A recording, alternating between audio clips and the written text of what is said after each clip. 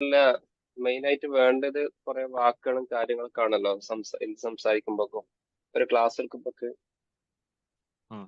പലപ്പോഴും ഇങ്ങനെ സംസാരിക്കുമ്പോഴൊക്കെ വാക്കുകൾ കിട്ടാത്തൊരു പ്രശ്നം വരുന്നുണ്ട്. അപ്പൊ നമ്മള് വായിക്കണം സാധാരണ എല്ലാരും പറയുന്നേക്കാം എന്ത് വായിക്കണം, എപ്പോൾ വായിക്കണം, എങ്ങനെ വായിക്കണം എന്ന് പറഞ്ഞാൽ ഉം. നന്നായിരുന്നു.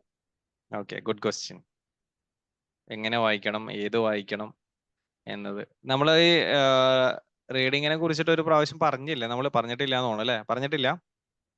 നമ്മുടെ സെഷനിൽ പറഞ്ഞില്ലേ റീഡിങ്ങിനെ കുറിച്ചിട്ട്? ഇല്ല അല്ലേ? ഓക്കെ, എനിക്ക് തോന്നുന്നു അത് ഇനി വരുന്ന സെഷനിലാണ്. ബട്ട് എനിവേ നല്ലൊരു പ്രസക്തമായിട്ടുള്ള ചോദ്യമാണ്.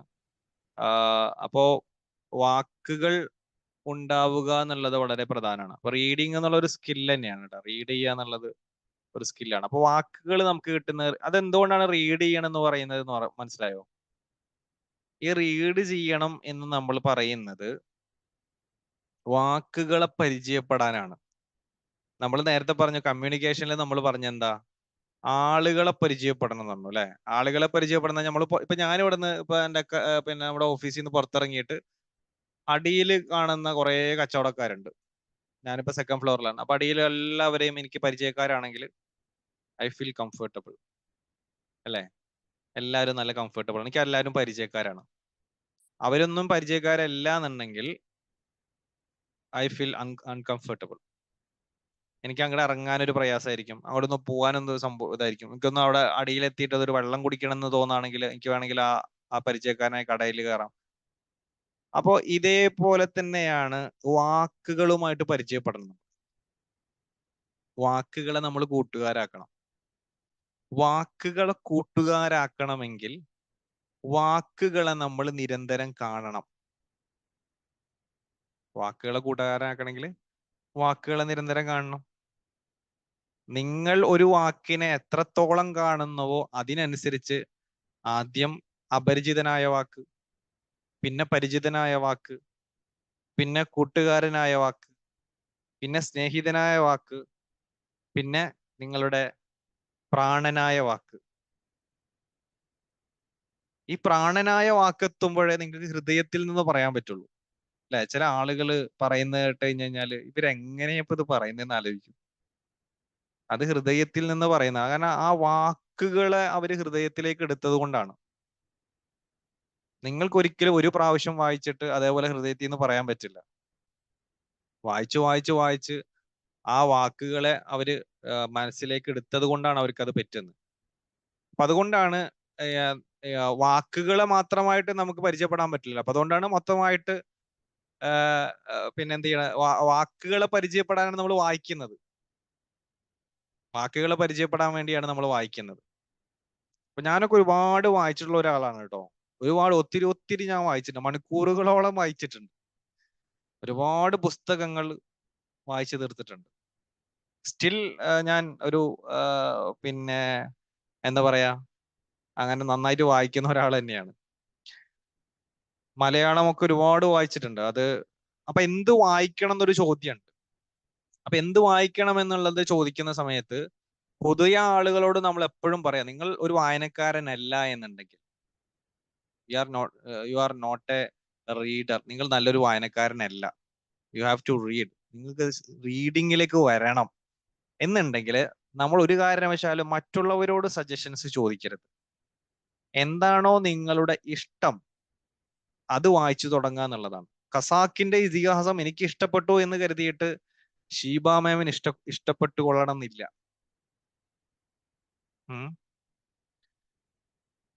അപ്പോ ബെന്യാമിന്റെ ആടുജീവിതം എല്ലാവരും വായിക്കുന്നുണ്ട് എന്ന് കരുതിയിട്ട് അത് ചിലപ്പോ മറ്റൊരാൾ നമ്മൾ സജസ്റ്റ് ചെയ്യുന്ന ഒരാൾക്ക് ഇഷ്ടപ്പെട്ടോളണമെന്നില്ല. അപ്പോ ഞാൻ ഇന്നലെ റാം ആനന്ദി എന്നുള്ള ഒരു പുസ്തകം ഉണ്ട് ഇപ്പൊ ട്രെൻഡിങ് ആയി നിൽക്കുന്നുള്ള. എന്തായിരുന്നു? റാം ആനന്ദി. ആ ആ ആ ആ അത് ഞാൻ ഇന്നലെ വാങ്ങി വൈഫ് പറഞ്ഞിട്ട്, പക്ഷെ എനിക്ക് വായിക്കുമ്പോൾ തീരെ രസം പിടിക്കുന്നില്ല. ഞാൻ ഒരു അതെ പേരും വായിക്കുന്നില്ല. അതെ അതെ അതെ അതാണ് ഞാൻ പറഞ്ഞത്. അപ്പൊ അതുകൊണ്ട് റെക്കമെൻഡേഷൻസിനേക്കാൾ ഏറ്റവും ബെസ്റ്റ് നിങ്ങളുടെ ടേസ്റ്റ് നിങ്ങൾ മനസ്സിലാക്കുക. അതായത് ഈ വായനയിൽ കുറെ സാധനങ്ങളുണ്ട്. എനിക്ക് എനിക്ക് ചെറുപ്പം മുതലേ എനിക്ക് സെൽഫ് ഹെൽപ്പ് പുസ്തകങ്ങളാണ് എനിക്ക് ഏറ്റവും കൂടുതൽ ഇഷ്ടം. പേഴ്സണാലിറ്റി ഡെവലപ്മെന്റിന്റെ പുസ്തകങ്ങൾ ആർട്ടിക്കിൾസ്. ഞാൻ ഏറ്റവും കൂടുതൽ ആർട്ടിക്കിൾസ് ആണ് ഈ വായിച്ചിട്ടുണ്ടാവുക. അതായത് ഈ നെറ്റിൽ ഇരുന്നിട്ട് ഇങ്ങനെ അടിച്ചിട്ട് ഇങ്ങനെ ഓരോ സൈറ്റുകളിൽ ഇങ്ങനെ ഉണ്ടാവുന്ന ആർട്ടിക്കിൾസ് ഇങ്ങനെ കുറെ വായിച്ച് അങ്ങനെ അങ്ങനെ കുറെ പോയിട്ടുണ്ട്. അപ്പോ സെൽഫ് ഹെൽപ്പ് പുസ്തകങ്ങൾ ഇഷ്ടപ്പെടുന്നവരുണ്ടാവും. അതേപോലെ തന്നെ ബയോഗ്രഫി ഇഷ്ടപ്പെടുന്നത്, ആത്മകഥകൾ ഇഷ്ടപ്പെടുന്ന ആളുകളുണ്ടാവും. നോവലുകൾ ഇഷ്ടപ്പെടുന്ന ആളുകളുണ്ടാവും. കവിതകൾ ഇഷ്ടപ്പെടുന്നവരുണ്ടാവും. കഥകൾ ഇഷ്ടപ്പെടുന്നവരുണ്ടാവും. ആർട്ടിക്കിൾസ് ഇഷ്ടപ്പെടുന്നവരുണ്ടാകും. ഇങ്ങനെ ഡിഫറെന്റ് ടൈപ്പ് പുസ്തകങ്ങൾ ഇഷ്ടപ്പെടുന്നവരുണ്ടാവും. അപ്പോ ഇതില് ഈ നോവൽ ഇഷ്ടപ്പെടുന്നവരായിരിക്കും ഈ ഖസാക്കിന്റെ ഇതിഹാസം പറയുന്നത്. അപ്പൊ ഞാന് സെൽഫ് ഹെൽപ്പ് ഇഷ്ടപ്പെടുന്ന ഒരാളാണെങ്കിൽ ഞാൻ ഖസാക്കിന്റെ ഇതിഹാസം വായിച്ചിട്ട് ഞാൻ ചിലപ്പോൾ എനിക്കൊന്നും കിട്ടൂല അതിൽ നിന്ന്.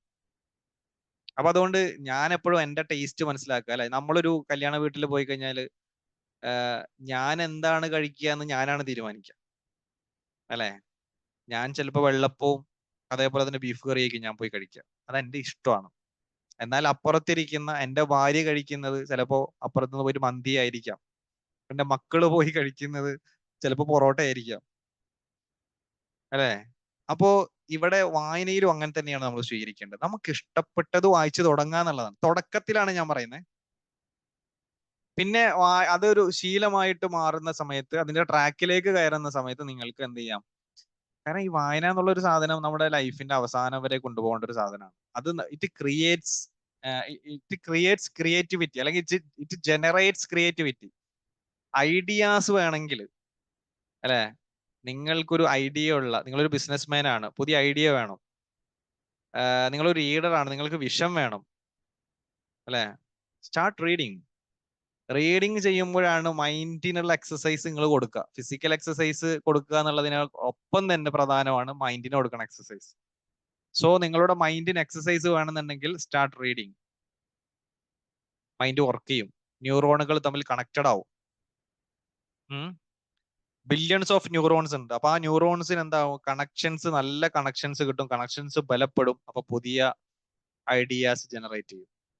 അപ്പൊ ആ രീതിയിൽ നമ്മൾ വായനയെ നമുക്ക് എന്ത് ചെയ്യണം? കൊണ്ടുപോകാൻ പറ്റണം. അപ്പൊ ആദ്യം ഇഷ്ടപ്പെട്ടത് വായിക്കുക. പിന്നെ ഏറ്റവും നല്ല ട്രെയിനേഴ്സിനൊക്കെ സംബന്ധിച്ചിടത്തോളം എപ്പോഴും നല്ല പുസ്തകങ്ങൾ എന്ന് പറയുന്നത് ഈ ട്രെയിനിങ് മേഖലയിലേക്ക് നമുക്ക് സൂട്ട് ആവുന്നത്. അതായത് നമ്മൾ ഓരോരുത്തരും ഏത് മേഖലയാണോ തിരഞ്ഞെടുക്കുന്നത്, നിങ്ങളുടെ പാരന്റിങ് ആണ്, നിങ്ങൾ ഒരു പാരന്റിങ് ട്രെയിനർ ആകണം എന്നാണ് ആഗ്രഹിക്കുന്നതെങ്കിൽ you can focus that type of readings. ആ പുസ്തകങ്ങൾ, അത്തരം ടൈപ്പ് പുസ്തകങ്ങൾ. നിങ്ങൾ ബിസിനസ് കോച്ച് ആകാനാണ് ഉദ്ദേശിക്കുന്നത്, സ്റ്റാർട്ട് ബിസിനസ് ടൈപ്പ് പുസ്തകങ്ങൾ നിങ്ങൾ റീഡ് ചെയ്ത് തുടങ്ങുക. അപ്പോ അതിലേക്കുള്ള ഒരു എൻട്രി ആണ് ഞാൻ പറഞ്ഞത്, നിങ്ങൾക്ക് ഇഷ്ടപ്പെട്ടത് വായിച്ചു തുടങ്ങുക എന്നുള്ളത്. ഇപ്പൊ നിങ്ങൾക്ക് ആദ്യമേ തന്നെ അങ്ങനത്തെ പുസ്തകങ്ങൾ വായിച്ചു തുടങ്ങാൻ പറ്റുവാണെങ്കിൽ നിങ്ങൾ വളഞ്ഞു മൂക്ക് പിടിക്കേണ്ട ആവശ്യമില്ല, നേരെ നിങ്ങൾക്ക് അതന്നെ വായിച്ച് തുടങ്ങാം. അതേപോലെ തന്നെ ഈ നമ്മള് സാധാരണ ഞാനൊക്കെ ചെയ്തിരുന്ന ഒരു സാധനമാണ് ഈ വാക്കുകള്. ഞാനൊന്നും ചെറുപ്പത്തിൽ ഒരുപാട് വായിക്കുന്ന ആളൊന്നുമായിരുന്നു. ബട്ട് ഒരു ടേണിംഗ് പോയിന്റ്, ഞാൻ ഗൾഫിലൊക്കെ പോയി പിന്നെ അവിടെ നിന്ന് കുറച്ച് ഇങ്ങനെ നന്നായിട്ട് വായിക്കാനൊക്കെ തുടങ്ങി. അപ്പോ സത്യം പറഞ്ഞു കഴിഞ്ഞാൽ പിന്നെ എന്നെ കാണുമ്പോൾ പലരും ചോദിക്കും, എന്റെ കൂട്ടുകാർ, എന്റെ ഒപ്പം പഠിച്ചവരൊക്കെ ചോദിക്കും, അല്ലെങ്കിൽ ഞാൻ എന്റെ എഴുത്ത് കാണുമ്പോഴോ എന്റെ സംസാരം കാണുമ്പോഴൊക്കെ ചോദിക്കും, നിന്റെ ഭാഷയൊക്കെ മാറിയല്ലോ എന്ന് ചോദിക്കും. അപ്പോ ഈ ഭാഷ മാറിയത് കണ്ടിന്യൂസ് റീഡിംഗ് ആണ്. ഭാഷ മാറി, വാക്കുകൾ ഒരു പക്ഷെ നിങ്ങൾക്ക് തന്നെ മനസ്സിലാവും, ഞാൻ പല രൂപത്തിലുള്ള പിന്നെ വാക്കുകൾ ചിലപ്പോൾ ഉപയോഗിക്കാറുണ്ട്. എഴുത്തു ഭാഷകൾ ചില സമയത്ത് വരാറുണ്ട്. ഇതൊക്കെ വരുന്നത് നമ്മൾ കൺസിസ്റ്റന്റ് ആയി റീഡിങ് മാത്രമല്ല, ചില വാക്കുകൾ, നമ്മൾ ഇഷ്ടപ്പെട്ട വാക്കുകൾ, ചില വാക്കുകൾ നമ്മുടെ സംസാരത്തിലേക്ക് കൊണ്ടുവരണമെന്ന് നമ്മൾ ആഗ്രഹിക്കും. ആ വാക്കുകളെ മാത്രം നമ്മൾ ആ പുസ്തകത്തിൽ നിന്ന് അടർത്തിയെടുത്ത് നമ്മളുടെ ഡയറിയിലേക്ക് പകർത്തും. ഈ ഐഡിയ എനിക്ക് പറഞ്ഞ എന്റെ കൂട്ടുകാരനാണ്. അവൻ നന്നായിട്ട് സംസാരിക്കുന്ന ഒരുത്തനാണ്, നന്നായിട്ട് പ്രസംഗിക്കും. അപ്പൊ ഞാൻ അവനോട് ചോദിച്ചു, നീ എങ്ങനെയാണ് ഈ പുതിയ വാക്കുകൾ കണ്ടെത്തുന്നത്? അപ്പൊ അവൻ എന്നോട് പറഞ്ഞു, അവൻ ചെയ്യുന്ന ഒരു കാര്യം എനിക്ക് പറഞ്ഞു തന്നു. അവൻ പറഞ്ഞു, ഞാൻ വായിച്ചു കഴിഞ്ഞു കഴിഞ്ഞാൽ, ഒരു പേജ് വായിച്ചു കഴിഞ്ഞാൽ അതിൽ എന്റെ സംസാരത്തിലേക്ക് ഞാൻ കൊണ്ടുവരണമെന്ന് ആഗ്രഹിക്കുന്ന പദങ്ങളെ മാത്രം എടുത്ത് ഒരു പേപ്പറിലേക്ക്, അവൻ ചെയ്തിരുന്ന അങ്ങനെയാണ്, ഒരു കഷ്ണം പേപ്പറിലേക്ക് എഴുതും. അങ്ങനെ കുറച്ച് വായന കഴിയുമ്പോഴേക്കും ഒരു 10ഓ 20ഓ ഒക്കെ എന്ത് കിട്ടും? പുതിയ വാക്കുകൾ കിട്ടും. ഈ വാക്കുകളെ ഈ പേപ്പറിൽ പോക്കറ്റിൽ സൂക്ഷിക്കും. മുഴു സമയവും പോക്കറ്റിൽ സൂക്ഷിക്കും. വീട്ടിൽ നിന്ന് അതല്ലെങ്കിൽ റൂമിൽ നിന്ന് ഓഫീസിലേക്ക് പോകുന്ന ബസ്സിന്റെ ഇടയിൽ ഇവൻ ഇടയ്ക്കിരുന്ന് വെറുതെ ഈ വാക്കുകളെ മാത്രം നോക്കും. തിരിച്ചു വരുന്ന സമയത്തും വെറുതെ വാക്കുകളെ നോക്കും. ഇങ്ങനെ ഇടയ്ക്കിടെ ഈ വാക്കുകളെ മാത്രം വീണ്ടും വീണ്ടും, ഞാൻ പറഞ്ഞതുപോലെ തന്നെ വീണ്ടും വീണ്ടും വാക്കുകളെ പരിചയപ്പെട്ട് കൂട്ടുകാരാക്കി, സ്നേഹിതരാക്കി, പ്രാണനാക്കി.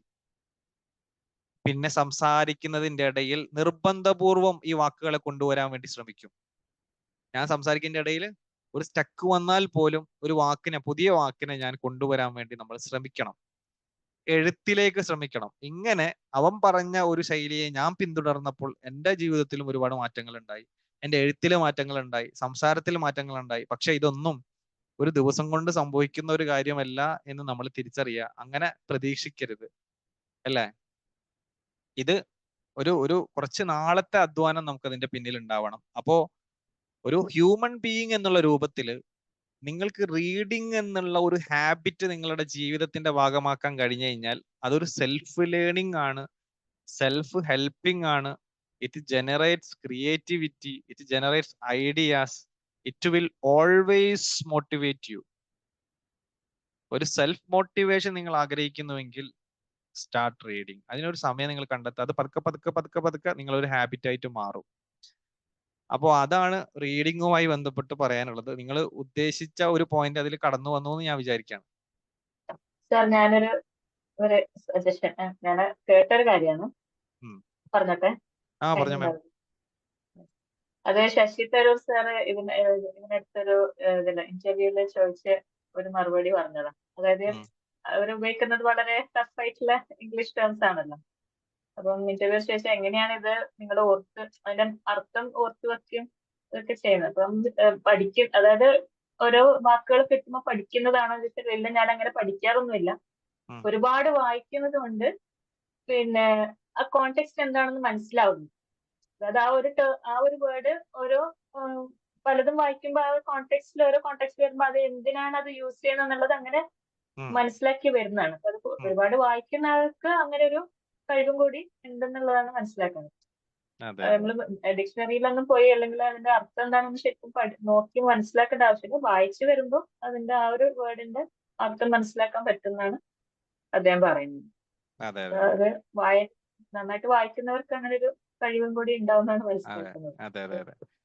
കാരണം നമ്മള് പിന്നെ ഞാൻ എപ്പോഴും ശ്രദ്ധിക്കുന്ന ഒരു കാര്യമാണ്, അതായത് ഒരു വാക്ക് കിട്ടിക്കഴിഞ്ഞു കഴിഞ്ഞാൽ ആ വാക്കിന്റെ അർത്ഥം അറിയില്ല എന്നുണ്ടെങ്കിൽ അത് കൃത്യമായിട്ട് പിന്നെ അത് മനസ്സിലാക്കിയിട്ട് മാത്രം അത് ഉപയോഗിക്കുക എന്നുള്ളത്. കാരണം ഇപ്പൊ നമ്മൾ മലയാളത്തിൽ ഉപയോഗിക്കുന്നതായി കഴിഞ്ഞാൽ ഇംഗ്ലീഷിൽ ഉപയോഗിക്കുന്നതിൽ ഓരോ വാക്കിനും ഓരോ അർത്ഥമാണ്. ഇപ്പൊ നമ്മൾ ഉത്തരവാദിത്തം എന്നുള്ളൊരു വാക്കും ചുമതല എന്നുള്ളൊരു വാക്കും, അല്ലെ, രണ്ടും കണ്ടു കഴിഞ്ഞാൽ ഒരേ അർത്ഥം തന്നെയാണ്. നമ്മളെപ്പോഴും ചുമതല ഉള്ളിടത്ത് ഉത്തരവാദിത്വം ഉപയോഗിക്കും, ഉത്തരവാദിത്തം ഉള്ളിടത്ത് ചുമതല ഉപയോഗിക്കും. ഇത് രണ്ടു വാക്കാണ്. പ്രതിസന്ധി എന്നുള്ളതും വെല്ലുവിളി എന്നുള്ളതും രണ്ടും എൻറ്റയർലി ഡിഫറെന്റ് വാക്കാണ്. പക്ഷെ നമ്മൾ എപ്പോഴും വെല്ലുവിളി ഉള്ളിടത്തും പ്രതിസന്ധി ഉപയോഗിക്കും, പ്രതിസന്ധി ഉള്ളിടത്തും വെല്ലുവിളി ഉപയോഗിക്കും. അപ്പോൾ ഇത് ഓരോന്നും നേരത്തെ മാം പറഞ്ഞ പോലെ തന്നെ ഓരോ വാക്കിനും അതിൻ്റെതായിട്ടുള്ള അർത്ഥമുണ്ട്.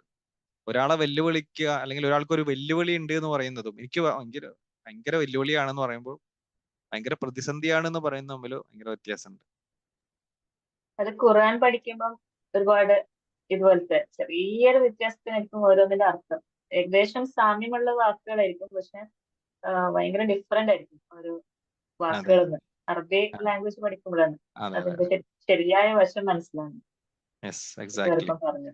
അതെ, അതേപോലെ തന്നെ സമാനമായിട്ടുള്ള വാക്കുകളായിരിക്കും, പക്ഷെ നേരത്തെ മാം പറഞ്ഞ പോലെ തന്നെ കോണ്ടെക്സ്റ്റ്, അത് ഏത് കോണ്ടെക്സ്റ്റിലാണ് ഉപയോഗിച്ചത് എന്നതിനെ അടിസ്ഥാനപ്പെടുത്തിയിട്ട് അതിന്റെ അർത്ഥവും ചിലപ്പോൾ അങ്ങോട്ട് വാക്കൊന്നും തന്നെ ആയിരിക്കും, പക്ഷെ അർത്ഥം വ്യത്യാസം വരും.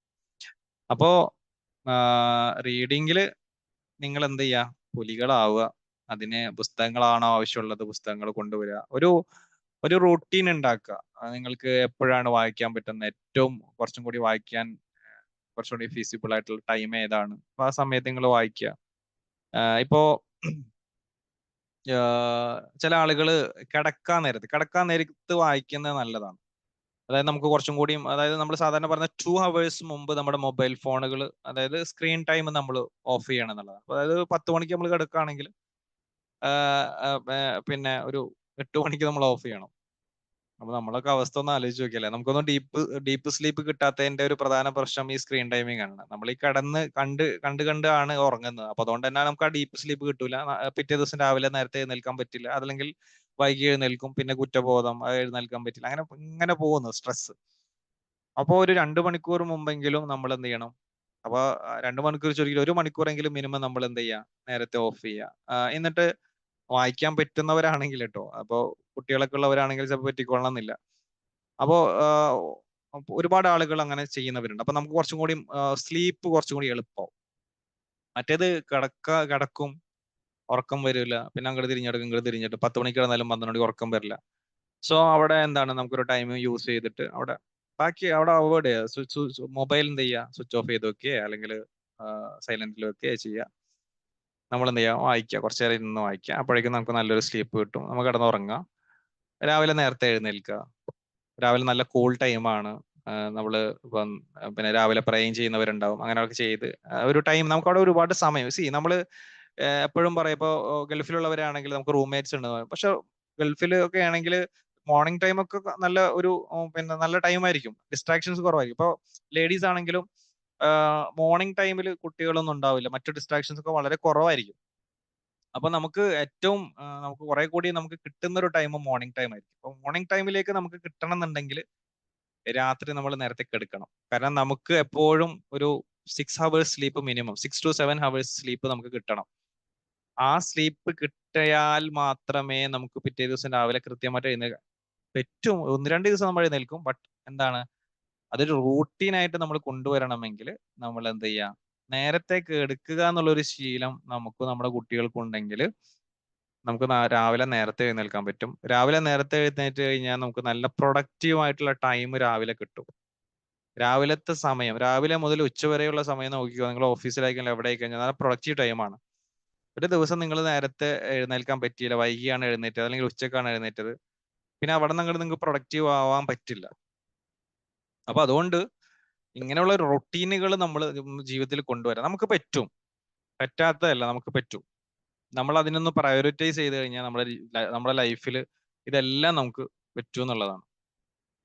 സോ ഒരു ചെറിയ ചോദ്യമാണ് ഇത്രയും കൊണ്ടുപോയത്. ആ ഒരു ഭാഗം ക്ലിയർ, ഹക്കീം സാറ് ക്ലിയർ ആയോ ആ ഭാഗം? ക്ലിയർ ആയി സർ. ഓക്കെ.